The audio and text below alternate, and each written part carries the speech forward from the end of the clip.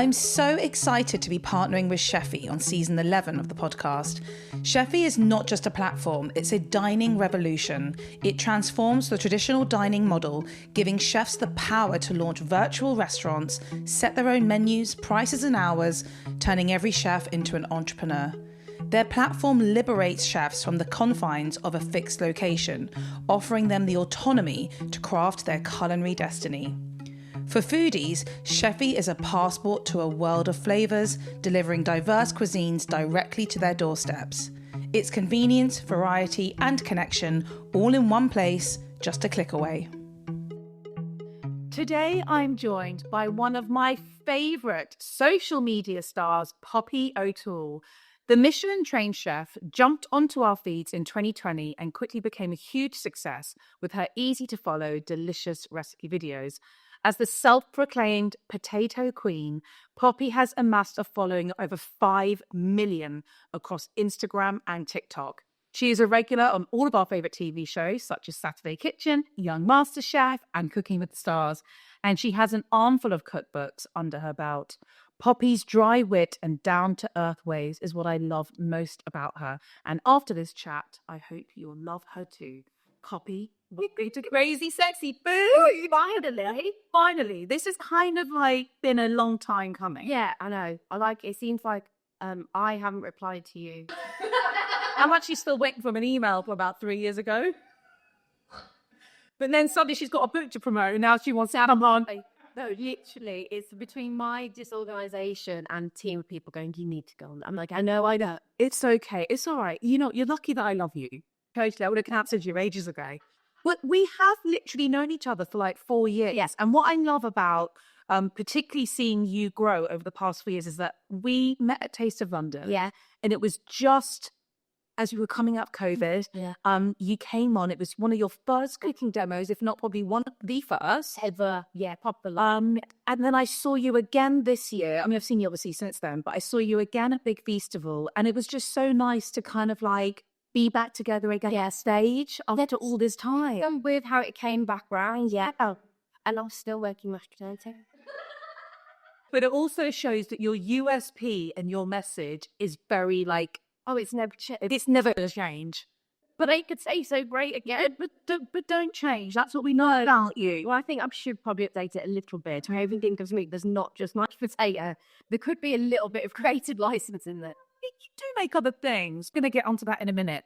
But, all jokes aside, you do have a new book out. Yes. Which is called The Actually Delicious Slow Cooker Yeah. Cookbook. So talk to me, because you've been quite a big sort of lover of air fryers for quite a while. Yeah. Which we still love. Yeah. Why are we now into slow cookers, or have we always been into slow cookers? I was kind of always in slow cookers. I think it feels like a lot of people have a slow cooker in the back of the cupboard. They don't keep out on the counter. And they're so...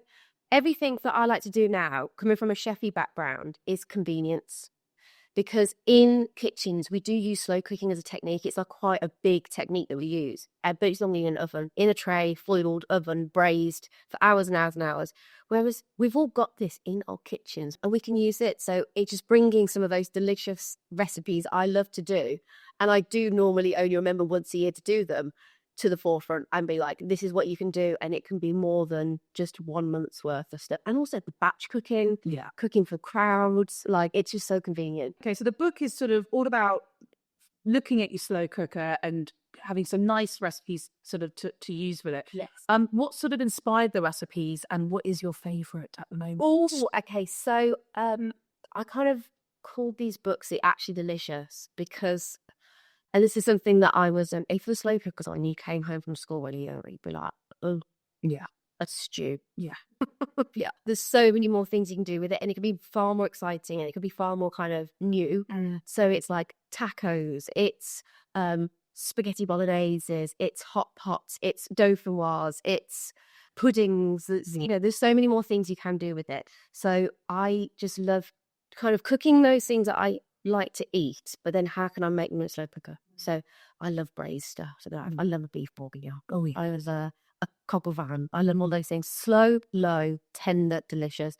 But I think at the minute, my kind of obsession from the book is, which is what I actually did on Saturday Kitchen, is the birria tacos. Okay, that look was insane. It's also really nice because something like a birria tacos is something that I would think, oh, I'm not going to make at home. I'll just go out and eat it because I don't have the means of being able to. But actually, you're now breaking it down and I can make those types of meals at home. Obviously, it's a bit of a bastardized version. It isn't authentic, completely. And but it's how can you make this the best version of it at home? So it is literally throw it all in a slow cook. It's as easy as it gets, and then you just fry off your tacos and stuff. But I just loved being able to do that because it does mean that people who maybe don't cook so much or don't have much time, they can go and be like, I can achieve actually delicious food really easily. That's going to be my winter cooking schedule is sorted. Fantastic. With beautiful smells wafting through the house. So I want to take it back a bit. I want to take it back to your childhood. You were born and raised in Bromsgrove,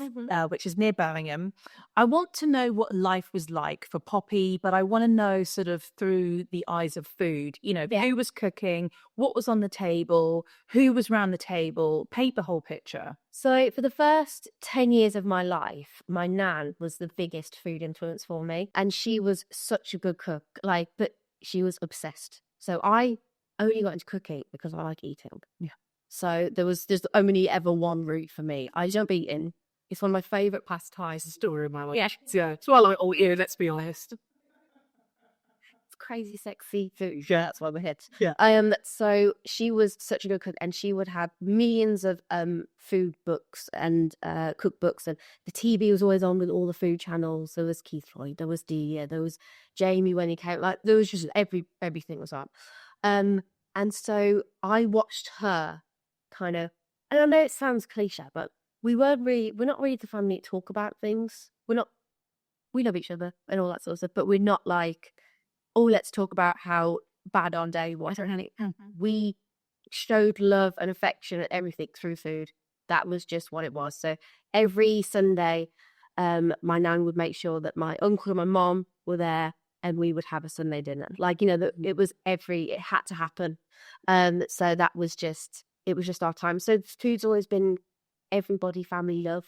So aside from sort of your big family roast on a Sunday, what other meals sort of defined your childhood? So my nan used to make a chicken Maryland chicken, which was so bizarre because it's banana, corn and chicken. And that she would just go for it. She'd find a random recipe and be like, I'm going to make that. And she would make it really good. And we would go picking rose hips. Okay. And we would make rose hip jam just randomly. Wow. She'd be like, oh, let's go around the country lane and pick some rose hips. So we'd make jam. So she was showing you how to make really interesting sort of meals and whatnot as well. And I think because she really loved cooking, because she looks after me quite a lot. If I just looked in, you always don't just love any brown coat, so they're because they let you get away with it. Of course. So I would just be with her, and I think she'd probably be like, what are we going to do? We'll cook. So yeah, we'd be making steamed puddings. We do the Christmas cakes, we get them ready in the year. So she was just always in the kitchen. She's always in the kitchen, and I was just always next to her. I love that. So when you were growing up, sort of as you're getting into your teens, did you have an idea of sort of what route you wanted to take with your future career?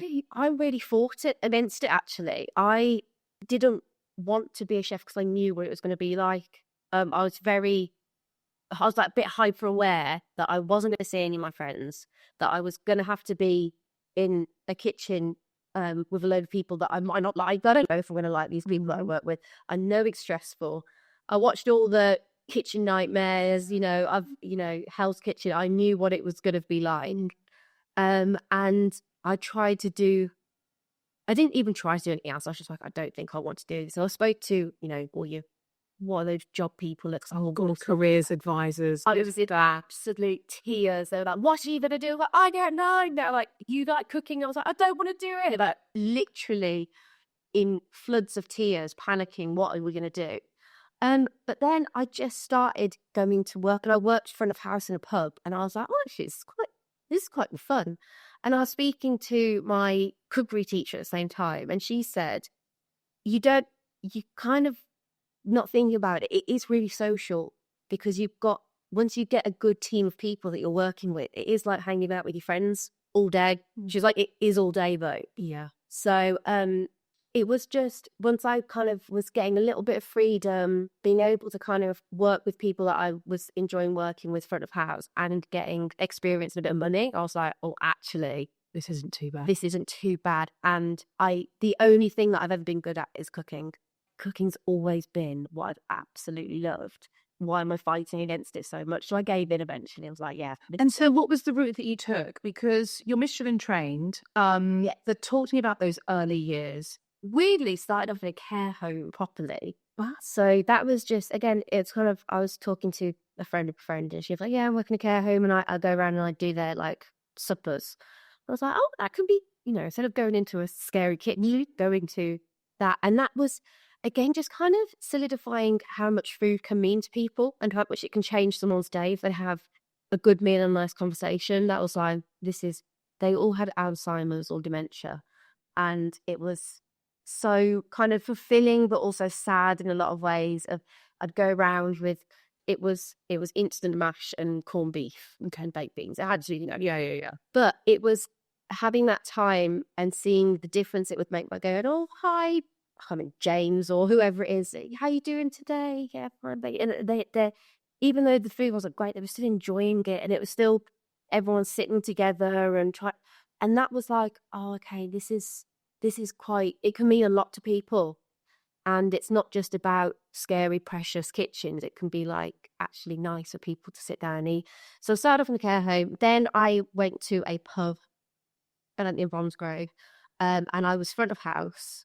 And then I was begging, I was like, please go in the kitchen. Kind of want to go in the kitchen. So then they let me have a few days in the kitchen.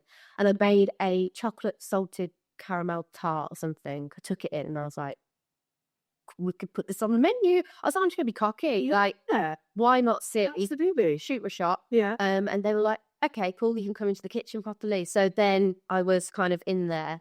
And then that was where I was like, I was almost going to stay there for a while. You know, you kind of almost settle. I was like, this is good. Like, the people are all mad, which is great. So I get on with them. And I kind of got settled. And then it was actually Tom, my partner, who he's quite a good pusher. Tom's a good pusher, and he will try and find everyone the best jobs, or he'll like he sorts out everyone's CVs out. We remember our friendship group. So he was like, I found this apprenticeship, and I was like, no, I'm fine here. Like, I'm good. He's like, no, but it's in a Michelin-star restaurant in Birmingham. And I was like, oh, okay. He applied me for it. Wow. He set everything off. Like, he did all of it for me because, again, I'm not that good at writing. Yeah, that's we all need a Tom in our lives. Yeah, I think someone's seeing the potential. Yeah. And that you could do better. Not that working in a pub isn't good. It was great. I loved it. And I honestly would have stayed there. But he was like, you need to go and do this. And even if it doesn't work out, at least he tried it. Absolutely. So I went off, and it was a 6-week course. It was kind of like The Apprentice. It was like there was 12 of us or something, and it was going to get whittled down to these 2 spots that you can get, and you can work in this restaurant. And I didn't get picked. I didn't get it. And then about 2 days later, the head chef was like, actually, Poppy, I want you to do a wild card. And I was like, okay, fantastic. And I was the only one who stayed. The other two, no way, really? the one girl left after a couple of weeks because it was, I mean, it's a shock going from, especially like going from a pub as well, Yeah. where you can kind of be like, I'm sorry, I'm late. It's being like, you have to be here at 7 a.m. Like, there's no, you have to be in the kitchen ready to go, and there's no like messing around. So she left, and then the other guy, he stayed probably about a year actually. But then I was there for 3 years, so I did a full apprenticeship. And then went on and to be, I think, demi chef de partie. I remember. They didn't really tell me what I was. I was just there. Yeah. But that was where I was like, there's so much more to food than I could ever have imagined. Because there's every single job that I've ever taken, you kind of take away something from it. So if it's Michelin starred, you take away that kind of real fine dining stuff. If it's a pub, you take away how can you make the best of everything, or the most out of the produce that you've got. This working in a care home, it's, you know, how can I make this smash any better? There's just so many things you can kind of do. So that was what pushed me into it, and then carried on from there. And so I guess, like, probably, if you agree with me saying this, the most pivotal moment really was kind of around 2020 when, we go into lockdown. This pandemic has started. No one's quite sure what's going on. I think we were all sort of going to be like, just go home for 3 weeks, and we'll see you back in a month or whatever. But that isn't what happened. You were working in London by this point. Yes.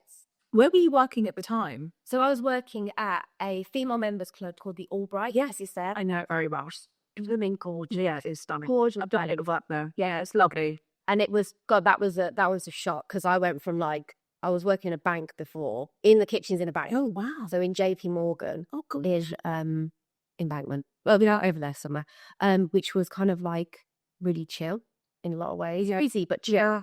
And then I went to this 5-story townhouse with hundreds of things going on all the time. And I was like, oh God, what I'm not myself into. But yeah, so we were kind of management in a way. And they were like, yeah, we're going to be closing for a few weeks, but we are going to let everybody go. And I was like, oh, and they went, don't tell anybody else yet, because we'll call everybody. And I was like, great. So I've got to go down the stairs to all of my friends who I've worked with for a year. And then they're asking me oh, should we empty our lockers? And I'm going, just in case, yeah, take your shoes. Oh God, what 100 out to MB on the tube? How am I going to pay for anything? How am I going to pay for rent? How am I going to do this? I'm like, okay, I think we've got, a couple hundred. We were panicking at this point. I panicked a little bit. I did. Oh yeah, actually, I was panicking. I got home and I was like, Tom, I've lost my job. I don't know what we're going to do. And he was like, don't worry. He was quite chill. Because he was kind of, he was almost working from home anyway. And he just started a new job. So he was like, it's going to be fine. We'll be fine. I was like, yeah, but I have never not worked. Even though I was at school, but I feel like, yeah, I've never not worked. What are we going to do? But thankfully, to be fair, they did call up a week later or so, said we're doing further, you're all back on. Okay. I mean, that was only for a couple of months, and then eventually it was. But yeah, that first tube home, I just remember being like, I've never been let go of a job before. I've never been fired. And also just not really knowing what's next. Because they'd kind of left you a little, right, and understandably, because I think everybody was a bit in limbo because they also knew what was going on.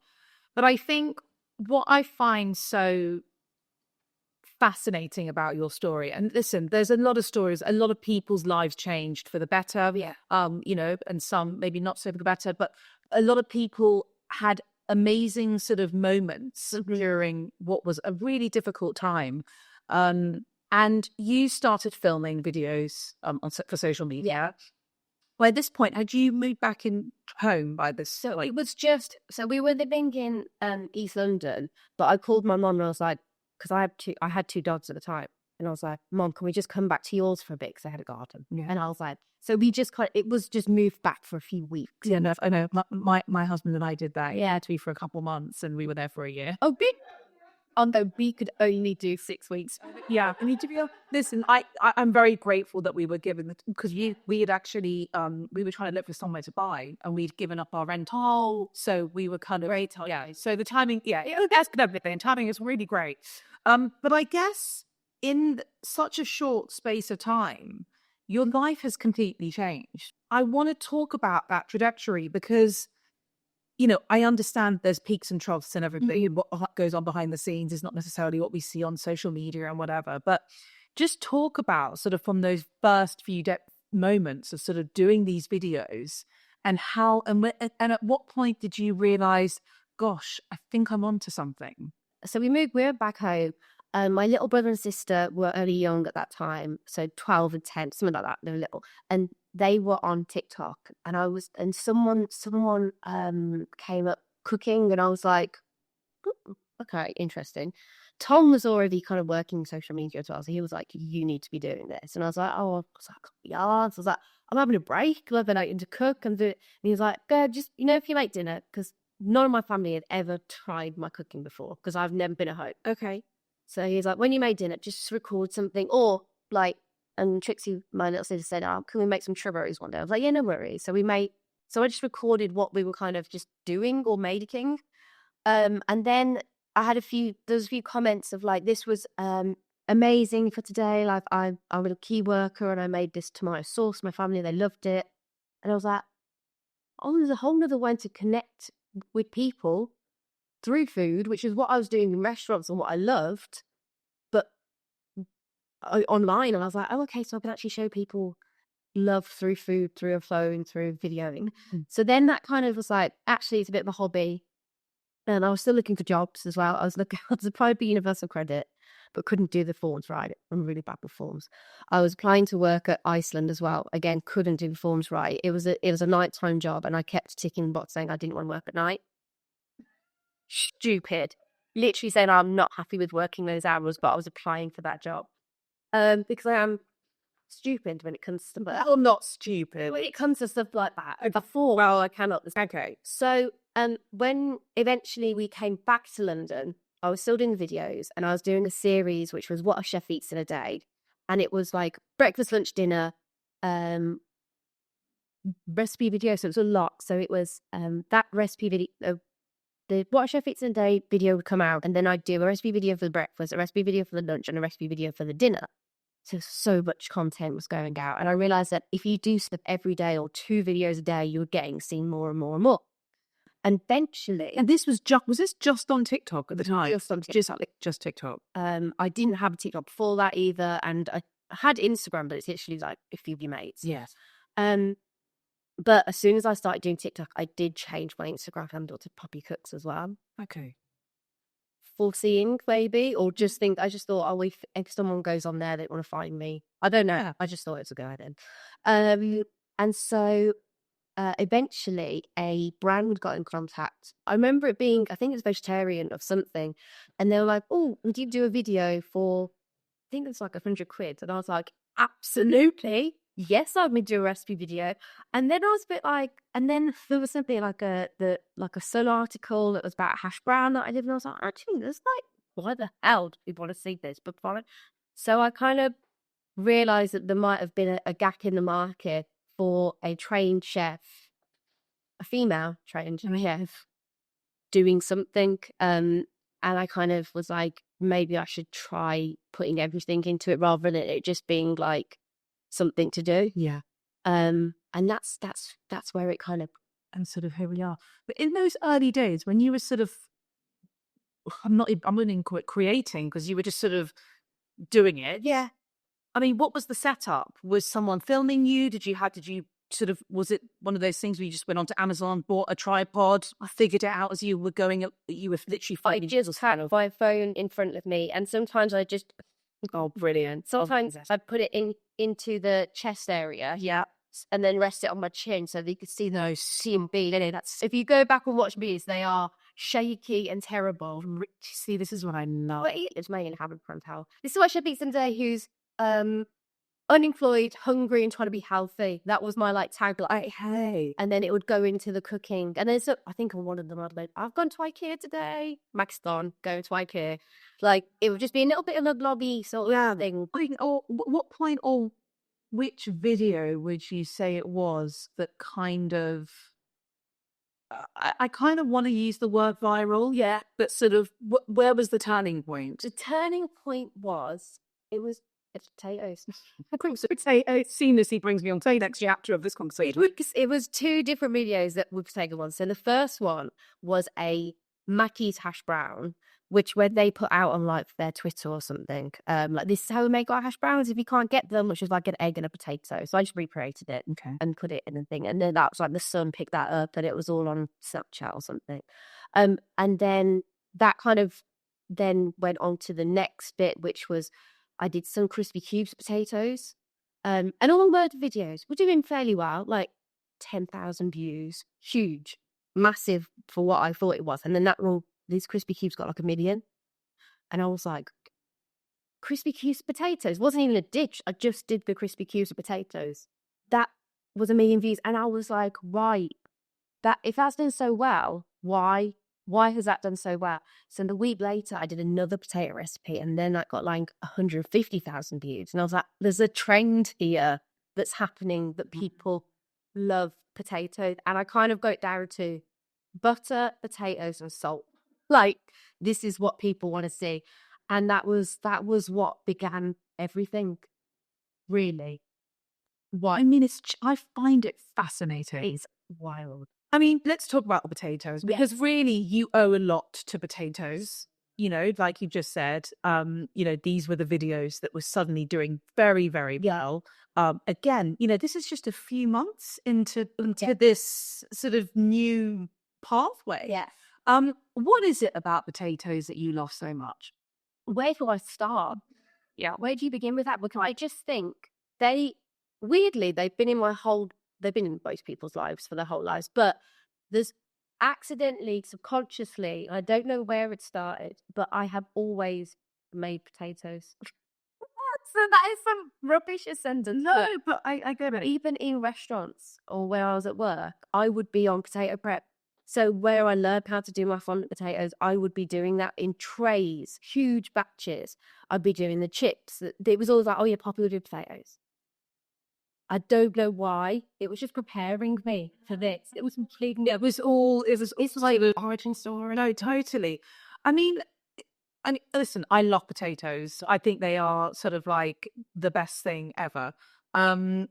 It's just so fascinating to me that it has created this platform and this life for you.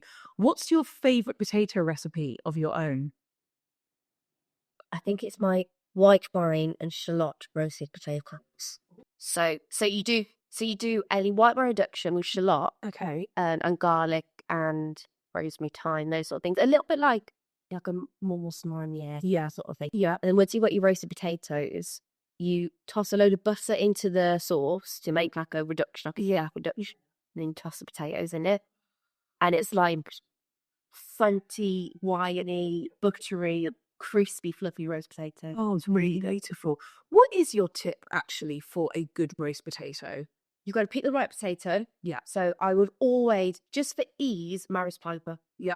King Edward's very good, but I just think Maris Piper generally, they're more generally good than for the. Is it because I'm going to get this wrong? Is it because I think they're small, there's starchier? Yeah. Starchy. So the more starch, the fluffier. Yeah. And then you get the waxier sort of potatoes, which are not as fluffy. They're like hard and almost. So yeah, get the Maris Pipers. And then make sure that the water is seasoned really heavily. Because with any potato dish, you don't want to season too much at the end, because then it just tastes like salt, which doesn't taste like potato. And cook them for much longer than you think they're going to be cooked. Okay. So it's like 50 minutes in the oven minimum. And it's a long time. It's a long time. And a good 10 to 15 minutes of boiling. Not even coming up to boiling. Yeah. It makes a difference. And do you do the whole sort of, when they're cooked, do you throw the lamb on a saucer and in more ways than one? And that's our social media name sorted. Done. We're done now. You're home. Okay, so Poppy's not a tosser. No. I am Sunday, but no, I don't think you need to. If you cook them steam dry them, I don't think it's necessary. But in some cases, it works. Oh, also, have you put like cornstarch? Yeah. I've never had to. No, oh, sorry, Doctor. But again, they're really good ways to make sure you do get crispy potato, which is good. But yeah, I haven't tossed nor flour. I see such a good word. Oh, it's a brilliant word. It doesn't mean anything that I know, but it's even slow. Just get away with it, saying every opportunity. Yeah. There's a new generation coming through that, are growing up with people like yourself, and there are, young people out there who want to have a career that's on social media, etc., etc. What I'm sort of quite fascinated by, not necessarily is the actual finished videos you're putting out. I'm always fascinated by sort of like, what does your day-to-day life look like now? So in the sense of, this is your full-time job. Yeah. And sometimes it's quite difficult for slightly, people sort of, I guess, millennials up, to understand that you setting out a filming day or a content filming day, that is a proper working day for you. What does it look like now? Do you have a team? Do you still film it all yourself? Like, what's the situation? What's the situation? So I've got to say, if I'm working in kitchens, which is 70 hours a week, stressful, hard, but at the end of the day, you go home, don't think about it. This job it's weird because it's so long. This all encompassing. It's just constant. Yeah. it's incredible. It's amazing. And I think that influencers and people who do social media are fair play to it. Because when I was in a kitchen, I remember Chef would be like, what are they doing? Yeah. But actually, it is so difficult because not only are you creating recipes, that's my fun bit. That's good fun. I enjoy doing that bit, but it's video editing. It is copying so that what you're going to write under it, it is captioning. It is getting the right shots. You're a videographer for some reason. You're a lighting. You're a bit of everything. And I'm just about getting by. At the minute, I still shoot most things myself. We're doing a YouTube, which we have got a company coming in and video because long form, I don't know how to do that. That's like a whole new thing. So they do that, which is very good, very useful, very helpful. But yeah, at the minute, it's myself, 2 cameras. No, 1 camera. We have 2 cameras, but 1 camera that I use. A big old light. And my kitchen studio. And I have now gone into a team because I think to grow, you have to get in people better than you doing things that you don't know how to do. It's a very good business move. Yeah. It sounds so, but my time is better spent in things that I'm good at. Yeah. Rather than trying to sort out calendars and invoices and all. I'm rubbish at it. We did it for the first 2-3 years, me and Tom on our own, and it was crushing the amount of stuff that you are doing, the communication between different companies, brands, publishers, TV, trying to do. There's also, I think the saying "you've got to spend money to make money" is a really key thing because you've cleverly sort of highlighted, okay, that's things that I'm not so good at. These are my strengths, and I'm going to really throw myself into that. And then whatever I need to do there is probably going to make me money anyway. Absolutely. Because they're going to do a better job of it than me.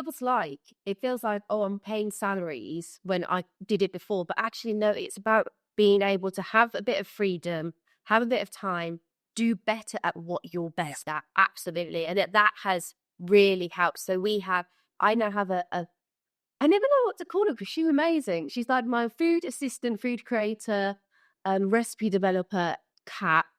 She is incredible, and she's come on the team almost a year now. Okay. Because also working alone, I've been so used to working in kitchens where you've got 7, 8, 9 people to bounce off recipes, have new ideas, create different dishes.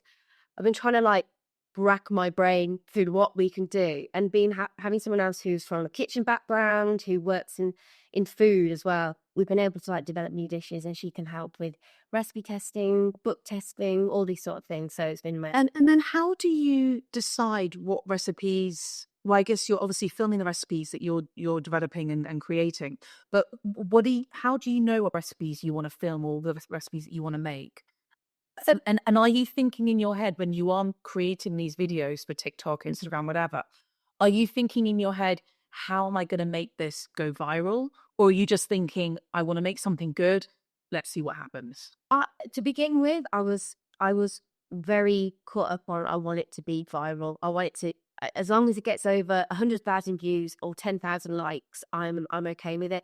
Now I kind of concentrate more on how can I give people better recipes, because sometimes you can get a bit clickbaity, that's inevitable. You're essentially watching other people do these things and they're good. You're like, oh my god, I need to do something that's really clickbaity.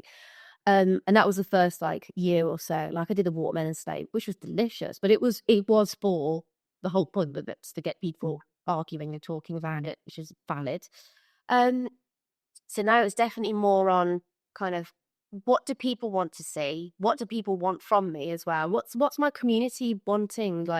A lot of time it's potatoes, but sometimes as well for me it's what do I actually want to make? So I've been starting to do kind of more to camera cooking rather than point of view cooking, where I can kind of explain why I'm doing things. I wanted to make a tiramisu, so we made a lovely tiramisu.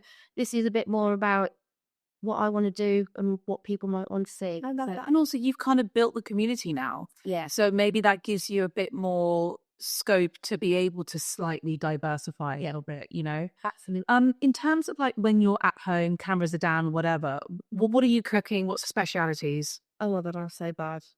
I'm so bad. At home, Tom's like, you don't cook for me. I'm like, yeah, I do cook for him, but it is a little bit like, oh, just make something. But one of my favourite things to do, one of my kind of specialities, which is requested from him quite often, is, can you make a free trade fried rice?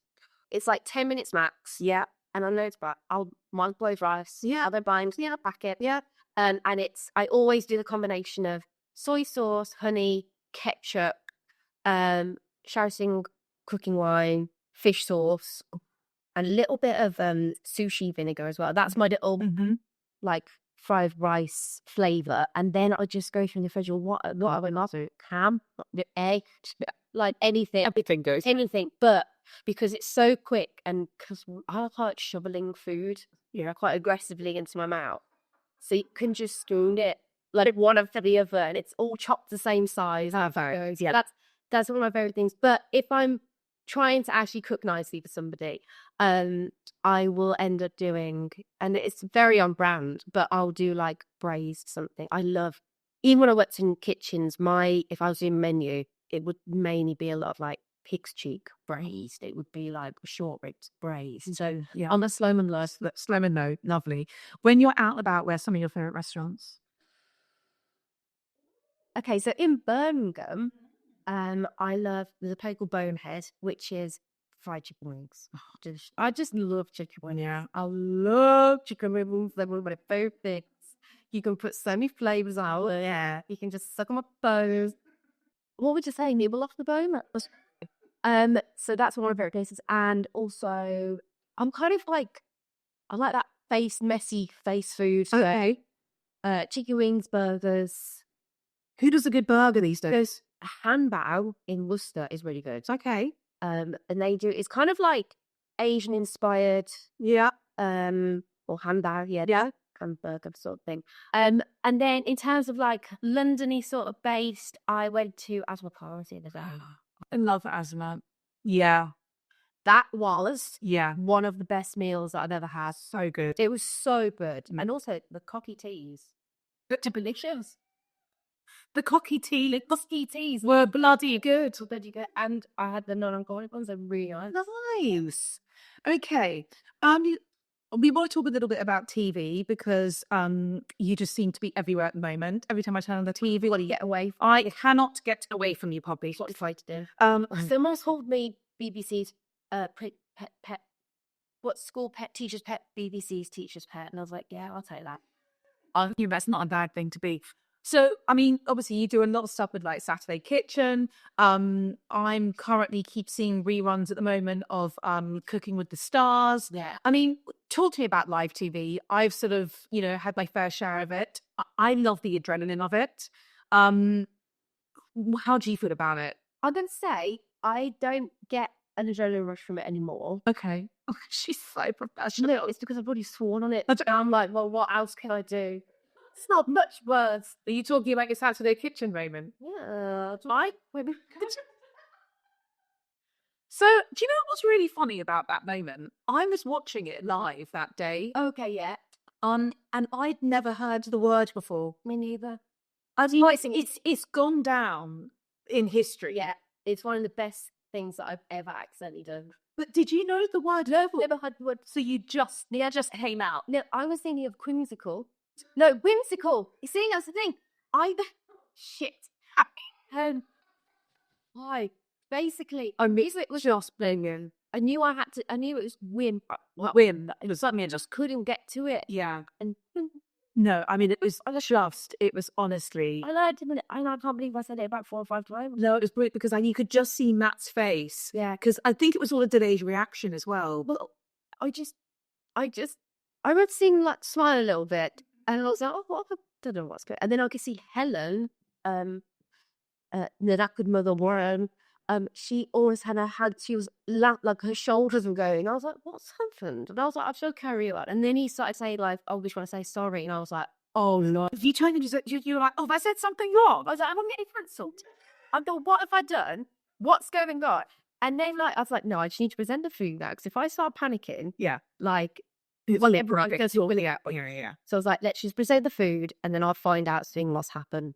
And I was sat there and I was like, and each Dixon was eating my food. I was thinking, what have I done? What have I done? And I wanted to go, oh yeah, enjoy. This wine's nice. Yeah, like, oh my God, what the hell have I done? But no, I just. So what happened when the camera? Because I think that then they went to a VT after that. Yeah. So what? And then that's when they realised. Amanda Ross, who is the producer, I know how you came down, and she went, "It's okay," and I went, "What? I don't know what's happened." And Matt was like, "You just said Fanny basically took a much worse version of it," and they had to explain to me. Brilliant. And I was like, "Oh my God, I'm so sorry. I'm so sorry." And they were like, "No, it's all right." The BBC realised that it is. You did genuinely not know what that was, and I was like, "I really didn't know." And then it was like, and then they were like, "Just carry on now as normal." Yeah. Don't deal with it. I mean, it is what it is. And I messaged Tanya immediately, go, "Oh my God, what have I done?" And he was like, "No, it's good. It's good. Yeah. Fine. It is fine. You didn't mean they went to a meme, but it's absolutely fine. I was, yeah. And then I'm sat there thinking, what can I do with this now? This is quite the content. What's next? So yeah. But it is, and I think that's like, for me, that's the essence of you, Poppy, in the sense of not because you go on TV and say crazy things, but it's just like you're very real. Like you're not sucked into this whole. I've had no media training. But thank God for that. Yeah. Actually, we were actually talking a bit about this before we were recording about, what can be said and can't be said these days. And, we do live in a very different world to, I think, what you and I grew up with. And it's just really refreshing to just see someone be themselves, do what they need to do. You might make a few mistakes along the way because you're human, and that's okay. You don't, but you don't, it's sort of quite charming. I think normal people are very, very hard on themselves. Yeah, like making mistakes. Everyone's allowed to. No, totally. And that actually does bring me on to a conversation that I've really seen, particularly through your Instagram, because I'm mainly on Instagram, not really TikTok. Mm-hmm. You obviously have a huge following, and what comes with a huge social media following, as with everything in life, there's always two sides to it. And I'm sure that your community are super positive and super supportive. But you do, and I know this because you are quite open about it, but you do get quite a few really, really nasty social media comments and messages through trolls or whatever.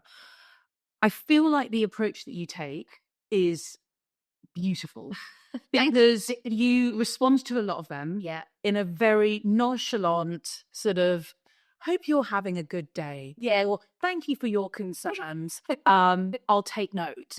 It's a bit sarcastic. I mean, behind the scenes, how does all of that make you feel? Because it can be a lot. I'm quite lucky. It isn't a bombardment all the time. But I did go through some of the stuff recently and went through like all of it. And I was like, well, actually, it's quite bad. But like on a day-to-day, it's not terrible. So I think I'm quite good at looking at things from the outside rather than it being super, super personal. But it's bizarre that someone cooking can create so much passionate hate towards the people. It's just a weird scenario because for me, in my head, I'm a chef who's just trying to show people some bits and bobs. And sometimes we really have to go on telly, or I really have to put myself out there to do these things, which I was never expecting to do. And I'm having to defend the facts that I eat. Yeah. Like, what on earth are you like, of course I'm going to be, of course I have double cherry potatoes all day. What do you expect? Like, what on earth are you expecting from someone who is so passionate about? But the thing is that also I think, you come across as a very confident woman, and I know that maybe you are confident, maybe you have your moments when you're not feeling so confident. We're all human. We all have our moments.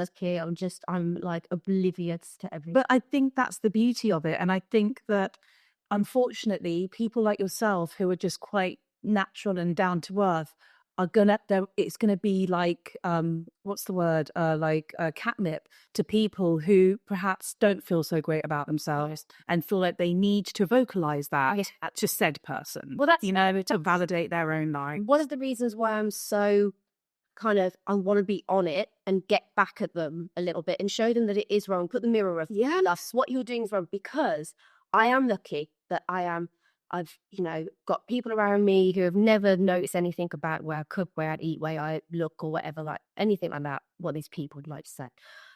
But some people don't. And if these trolls think that they can go out and say that to young girls, women my age, women older, why you think that's acceptable to anybody, especially if it's someone who's maybe not in the public eye or doesn't have a support network, who then listens to it or takes it on board. And that is heartbreaking, because you can tell me that I don't know, I don't even listen to half of them, whatever they say, like fat bitch or you should lose weight or where, which is, like, to be fair, very lowbrow. If you're going to come from me, at least make it funny. Yeah. Like, make it interesting. Like, find something else out that isn't just your fat, because who hasn't heard that? But yeah, Yeah. But if they do that to someone who is a bit more kind of going to take it on board, that's horrendous. That is honestly evil. I just don't like it. I just don't like it. So I am always there to call it out, because a lot of people say, oh, block and delete, ignore it. And it's like, I am ignoring it to a point. But equally, It's great content, because you are an idiot. I mean, I love it. I mean, listen, I haven't had anyone. I've never had a couple things over the years, but I also have always maintained in my head that if it was going to start, I would absolutely out them. Yeah. Because I'm sorry, you can't get away with stuff like that. No, and I don't do it so that loads of people then go and bully them. No, it's not about that. It's about A lot of the time I do make it anonymous. But so recently I've been a bit more like, if you're going to say those terrible things, why? let the world see it. You don't want to see it. Yes, I was sure. No, absolutely. But I think sort of reflecting back, the past 5 years, your career's gone from strength to strength, 3 cookbooks, TV, what is the end goal, or what are you sort of working towards at the moment? That's really hard, because I've achieved so much more than I was ever expecting to in my life. Which sounds really egotistical, but I never was never on the path of what I thought I was going to do. I thought eventually I might have a cafe or a restaurant. I never really wanted. Still could. I don't know if it's leading towards that. Okay. Stuff like down the line, because I do miss hospitality. Yeah, I miss it a bit. Don't know whether, like I said, it could be something a bit more chill, a bit more cafe vibe. It could be pop up. It could be something that's a little bit more like, or is it just straight into a big old restaurant pub situation? I don't know. I don't think it will happen for a very, I'd give it another 5 or so years. But that is something that's always in the back of the mind, because that has always been. Well, that's what you were. That's how you started. Exactly. But apart from that, I'm just enjoying what I do now. I think, I've got another little book in the pipeline. So that's happening. Exclusive. There you go. And then there's like YouTube happening, and some other little bits and bobs. I'm thinking, like, do I make potato aprons? Yeah, I'll be merching at some. I mean, long time coming. I know. I didn't want to do it because I did feel like it's making people buy more stuff, but I do think it's really good. I think it would be great. Yeah. In fact, I've tagged you in a few things. Yeah, your potato bag. Yeah, the brown bag. Which I know that you got engaged this year. Was it this year you got engaged? Yes, yeah. And I know you're slowly going to start planning a wedding. Yeah. Potatoes, I assume, are going to feature on the wedding. I think it would be strange if it was to be bizarre. I think I might just get like an ice calmie of potato. 100%. And just pour potato vodka through it and you drink through your Perfect. Love that for you. I also think you need a beautiful sort of diamante encrusted potato lunch bag. Yeah. Something. Shaboski. Yeah, it's like just fabulous. Love that. Maybe they can do a little commission. Oh, yeah, we'll do that. Yeah, exactly. That's the Yeah, there we go.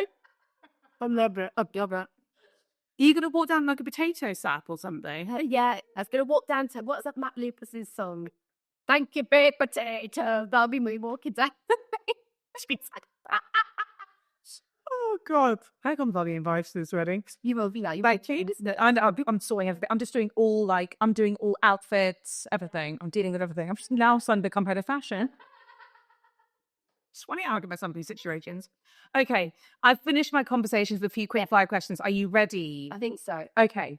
Craziest food you've ever eaten? Oh, I wasn't ready.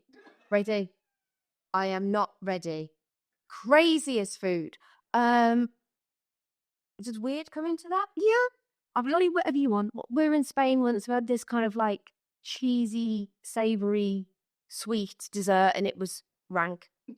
It was like blancmange set, like, but it tasted like cheese. Okay. A little of like fruit with it. No, you're not selling it. Okay. I don't know what. I didn't want to be praised. No, that's that's fine. That sort of fits the bill.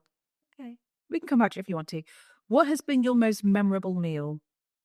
I went to a 3-star in San Francisco, and I kind of almost prefer like hug grub now, but 3-star experiences are unbelievable. It was mind blowing. It was incredible. Okay. Do you remember what it was?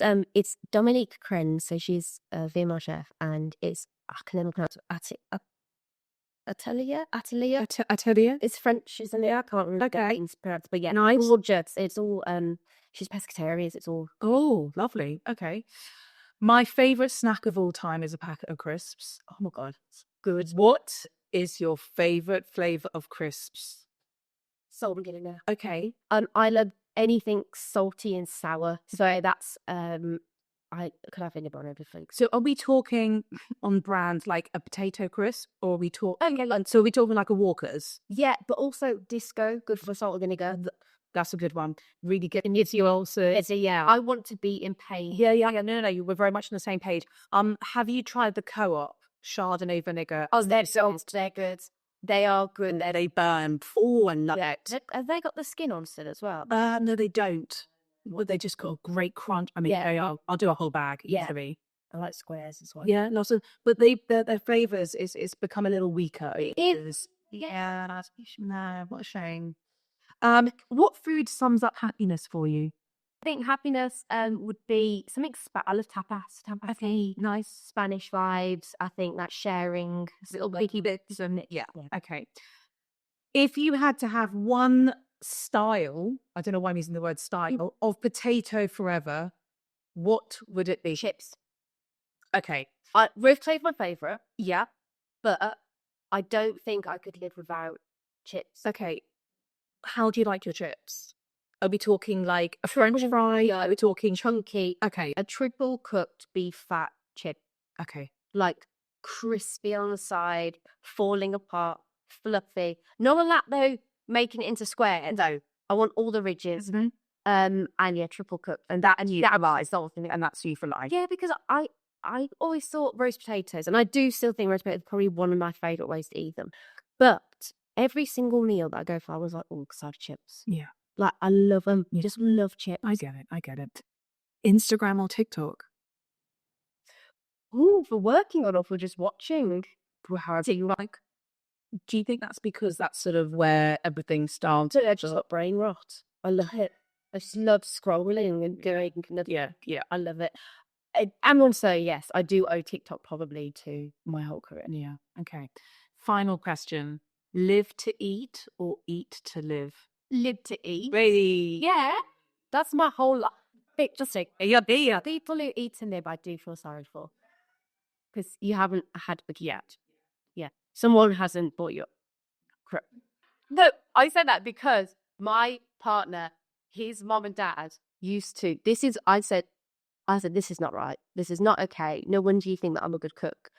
His mom and dad used to make ham sandwiches for him and his brothers, and then freeze them, and then get them out in the morning. Oh, Sometimes they have coleslaw on. Oh, So imagine defrosted coleslaw. no.